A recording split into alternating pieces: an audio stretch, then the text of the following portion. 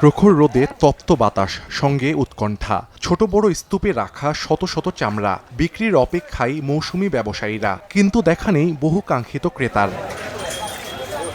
এমন দৃশ্য কিশোরগঞ্জ শহরে চামড়ার সবচেয়ে বড় হাট বড় বাজারের মোরগ মহালের। জেলায় এবার বাড়ি বাড়ি গিয়ে কয়েক হাজার মৌসুমি ব্যবসায়ী কিনেছেন চামড়া। তারা জানান, প্রতি পিস গরুর চামড়া কেনা হয়েছে 600 থেকে 700 টাকায়। লবণ দেওয়ার পর সে খরচ বেড়ে দাঁড়িয়েছে 800 থেকে 900 টাকায়। মৌসুমি ব্যবসায়ীদের দাবি, ঢাকার ব্যবসায়ীরা এখনো হাটে না আসায় ক্রেতারা যে দাম বলছেন তাতে উঠবে না খরচের অর্ধেকও। এই পচা জিনিস এটা এখন কইলে আমরা কই যাওয়ার কোনো জায়গা আছে? 300 টাকা লস। এখন আমার নিজে বাড়ি বেচে এখন চালান দিতে হবে মাঝে দেখ পুঞ্জি বিস্তায় পাওয়া যেত না, ফেরে করলো এই কাজটা। সরকারের কথা বলতে আপনারা কিনে না, মালিকরা একজনও চামড়া কিনতে কোনো লোক আসে না। তাদের কথা হচ্ছে 10 দিন পর্যন্ত যেহেতু গাড়ি ঢুকবে না, আমরা চামড়া কিনে কি করবো?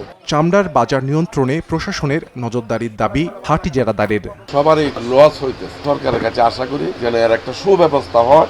আর সরকার যাকে নির্ধারিত করে দেয় যে কিশোরগঞ্জ জেলায় অমুকের উপর দায়িত্ব, এই দায়িত্বে সে এত টাকা রেটে চামড়া কিনবে, তো আমরা এই ধরনের দায়িত্বশীল কোনো ব্যক্তিও পাই না। বড় বাজারের এই হাটে প্রতি মৌসুমে বেচা কেনা হয় 4 থেকে 5 কোটি টাকার চামড়া।